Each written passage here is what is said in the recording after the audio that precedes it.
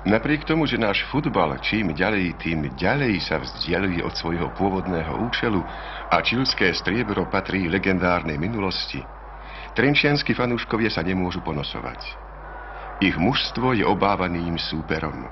Dobre sa umiestnili aj v ligovej tabuľke, no nejaké výkyvy, prekvapenia, ale na tie si náš fanúšek musí zvykať. Vo futbale víťazí obyčajne ten, kto dá viacej gólov. A na tomto pravidle sa zatiaľ nič nezmenilo.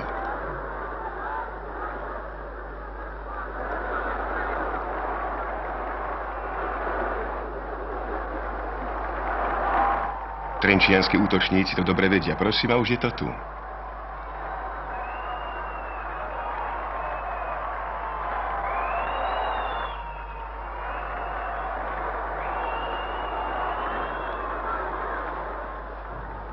Dávno už sú preč časy, keď taký fanúšek Meriny preklínal fanúška odevy. A naopak.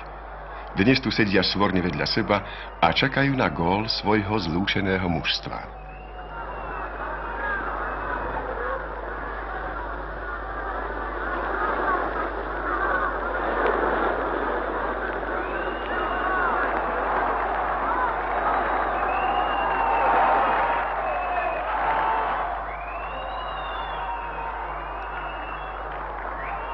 Po zápase určite pôjdu na pivo, lebo výhra sa musí ešte raz prežiť a hlasivkám sa tiež zíde trochu oddychu.